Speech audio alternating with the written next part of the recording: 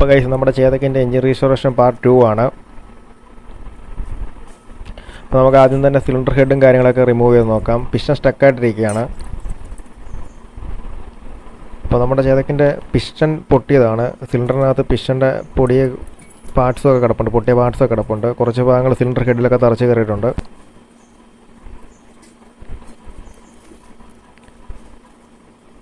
നമുക്കൊന്ന് തട്ടിക്കുടഞ്ഞിട്ട് നോക്കാം. കാര്യം ഈ പിസ്റ്റൺ വരുന്നത് അലുമിനിയം മെറ്റീരിയൽ ആയതുകൊണ്ട് പെട്ടെന്ന് ഡാമേജ് വരുന്നത് പിസ്റ്റൺ ആയിരിക്കും. ബാക്കിയൊക്കെ കുറച്ചുകൂടെ ഹാർഡായിട്ടുള്ള സിലിണ്ടർ വാളൊന്നും പെട്ടെന്ന് സ്ക്രാച്ച് വീഴത്തേ ഉള്ളൂ. കയറി ഇതുപോലെ പൊട്ടിയൊന്നും പോകാൻ ചാൻസ് ഇല്ല. അപ്പോൾ എന്തുകൊണ്ടാണ് ഇത് വന്നതെന്ന് നമുക്ക് സിലിണ്ടറും കാര്യങ്ങളൊക്കെ ഒന്ന് അഴിച്ച് എടുത്ത് നോക്കാം. അത്യാവശ്യം ഫുള്ള് പൊടിഞ്ഞ് നാശമായി കിടക്കുകയാണ് സിലിണ്ടറിനകത്ത് തന്നെ.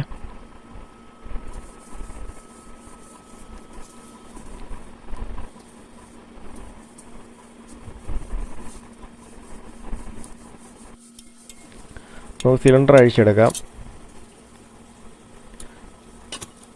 നമ്മൾ വിചാരിച്ച പോലെ തന്നെ പിസ്റ്റൻ്റെ ഒരു സൈഡ് മുഴുവൻ പൊട്ടിപ്പോയതാണ്. റിങ്സിന് കാര്യമായിട്ടുള്ള ഡാമേജോ കാര്യങ്ങളൊന്നുമില്ല.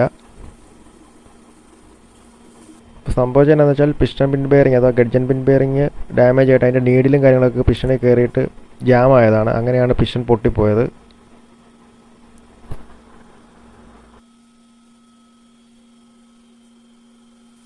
അപ്പോൾ നമുക്ക് ബ്രേക്ക് ഷൂവിൻ്റെ ഡസ്റ്റ് പ്ലേറ്റും കാര്യങ്ങളൊക്കെ റിമൂവ് ചെയ്തെടുക്കാം. എന്നിട്ട് നമുക്ക് എൻജിൻ കവർ ഇളക്കാനെ കൊണ്ട് എൻജിൻ്റെ സ്റ്റഡും കാര്യങ്ങളൊക്കെ അഴിച്ചെടുത്തിട്ട് നമുക്ക് എൻജിൻ കവറും കാര്യങ്ങളൊക്കെ അഴിച്ചെടുക്കണം. എൻജിനകത്തെ അവസ്ഥ എന്താണെന്ന് നമുക്ക് ചെക്ക് ചെയ്ത് നോക്കാം.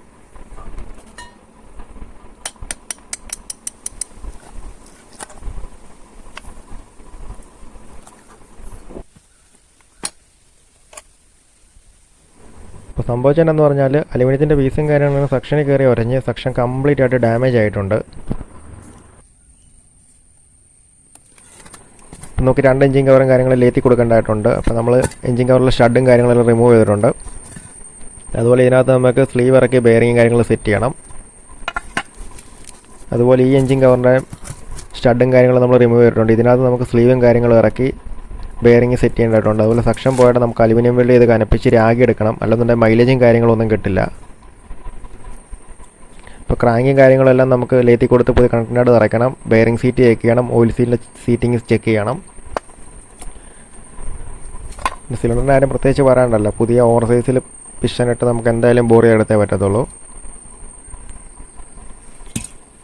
അതുപോലെ കൗണ്ടർ വീലും കാര്യങ്ങളൊക്കെ നമുക്ക് ലേത്തി കൊടുത്ത് സ്പ്രിങ്ങും പ്ലേറ്റും നിറയ്ക്കണം. അപ്പോൾ നമ്മൾ ഈ സ്പെയറും കാര്യങ്ങളൊക്കെ റിട്ടേൺ വന്നിട്ട് എഞ്ചിൻ റീസെറ്റിങ്ങിൻ്റെ വീഡിയോ ആയിട്ട് നമ്മൾ ഉടനെ തന്നെ വരുന്നതായിരിക്കും.